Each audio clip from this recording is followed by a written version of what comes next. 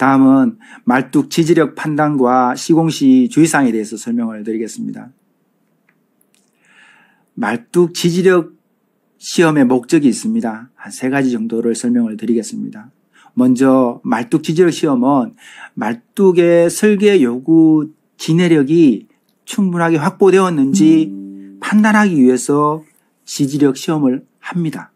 그리고 말뚝 선단의 지내력이 확보되었는지 확인하기 위해서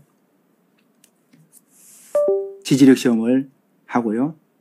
지지력 시험을 하다 보면 말뚝에 파손이 발생했는지도 확인할 수가 있습니다. 그러면 이러한 말뚝 지지력 판단 방법에 대해서 설명을 드리겠습니다. 먼저 정제화 시험 방법이 있습니다. 정제화 시험 방법은 직접 말뚝 위에다가 실제 하중을 걸어서 시험하는 방법을 우리가 정제화 시험이라고 하는데요. 이때는 설계 하중보다 2.5배 정도 직접 제하를 하는 부분을 실시하고 있습니다. 왼쪽 사진을 보면 이 철골로 되어 있는 부분이 정제화 시험 털입니다. 아래에 보면 두부 정리가 되어 있는 말뚝 머리가 잘려 있는 파일이 보이시죠? 요 파일, 여기 파일 위에다가 직접 제하틀을 얹어가지고 하중을 가는 거죠. 제하틀을 먼저 설치하고 그 다음에 오른쪽 사진에 보다시피 지내력 시험 장비를 하단 부분에 설치하고 털 위에다가 철근을 지지력의 2.5배 철근을 올려가지고 직접 제하를 가한 거예요. 직접 가하를 해가지고 테스트를 하다 보니까 시간이 오래 걸리는 부분이 있어요. 하지만 그 정도로 신뢰도가 높은 측정치를 얻을 수가 있는 거예요. 지금 보시는 부분이 정제화 시험 방법입니다. 두 번째 시험 방법은 동제화 시험 방법이에요. 동제화 시험은 항타 시의 파일의 응력과 속도를 분석해서 지내력을 판단하는 부분이 되겠습니다. 왼쪽에 있는 1번 사진은 동제화 시험 기기가 부착되어 있는 거고요. 오른쪽 사진은 동제화 시험기가 분석이 될 수 있도록 PDA에다가 전선을 연결했습니다. 이 부분을 조금 더 확대해가지고 여러분들한테 설명을 드리면 말뚝에 어떻게 되어 있냐면 여기는 변형률계가 이렇게 부착되어 있고요. 2개가 부착되어 있어요. 그리고 그 바로 옆에 가속도계가 있어요. 가속계.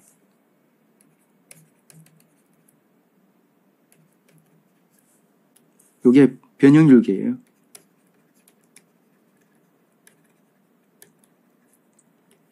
요게 이제 선이 연결돼 가지고 이렇게 PDA로 이제 읽혀지게 돼 있습니다.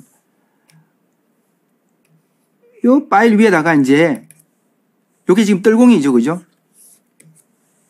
드롭 해머, 뜰공이를 위에서부터 타격을 가합니다.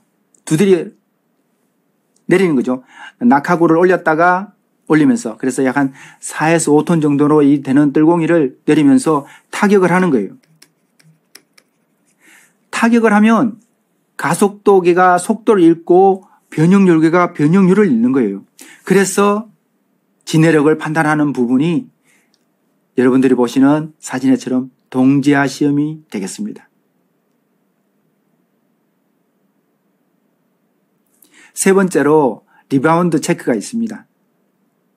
현장에서는 뭐 도마리 체크라는 이런 부분을 용어를 쓰는데 이거는 쓰시면 안 되겠습니다. 그죠? 네. 그래서 리바운드 체크라고 정확한 용어를 써주시는 게 중요합니다. 지금 사진에서 보다시피 이 근로자가 지금 리바운드 체크 용지를 파일에다가 부착을 하고 위에서 떨공이로 드롭 해머로 타격을 가하는 거죠.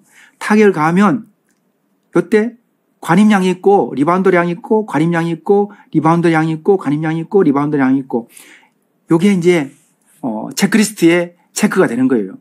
요 체크리스트에 가지고 리바운드 체크리스트에 가지고 관임량을 판단해서 진해력을 판단하는 부분이 리바운드 체크에 의한 진해력 판단 방법이 되겠습니다.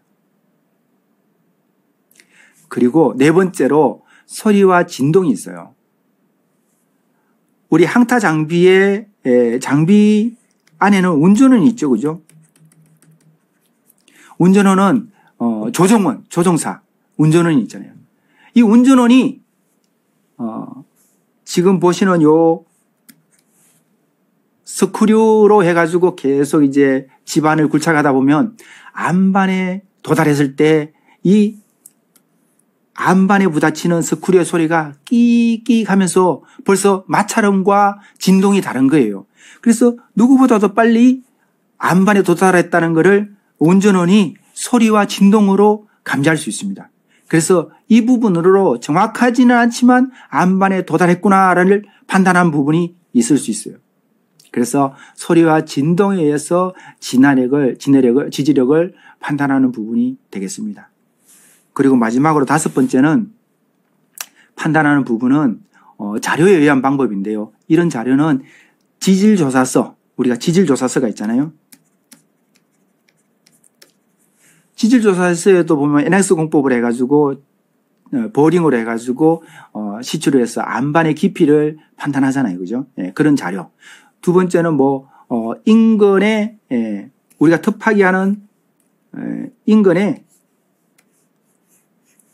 구조물이 있다. 그러면 그 구조물을 시공할 때 시향타 기록지라든가 또 파일에 시험했던 감리 보고서라든가 이런 부분을 통해 가지고 우리가 속해 있는 이 집안의 경한반은 몇 메다 정도 밑에 있으니까 어느 정도의 파일 길이가 필요하다.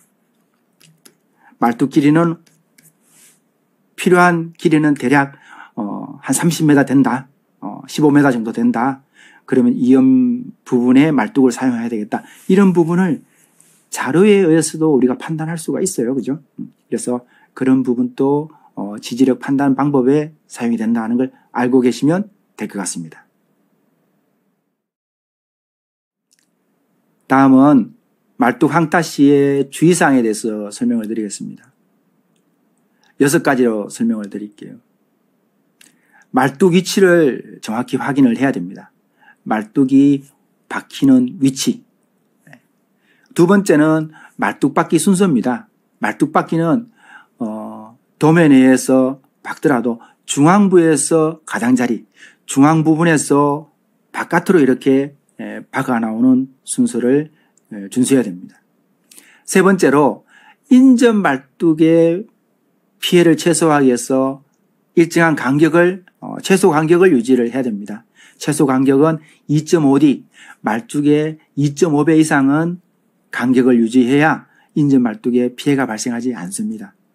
네 번째로 이런 말뚝은 수직도가 항상 유지돼야 됩니다. 말뚝을 받을 때 이 말뚝의 수직도가 항상 수직으로 유지가 되어야 됩니다. 다섯 번째로 말뚝의 선단부 지반이 교란되면 되지 않겠습니다. 네. 말뚝을 프리보일링 공법으로 하든 아니면 말뚝의 타입 공법으로 하든 요 선단부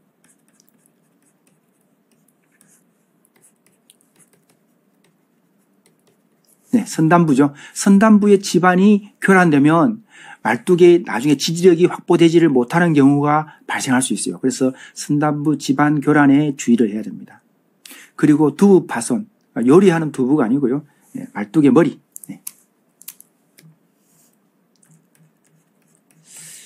타입 공법에서는 말뚝의 머리 부분이 파손되는 경우가 많아요. 그래서 두부 파손에 굉장히 주의를 해 주셔야 돼요.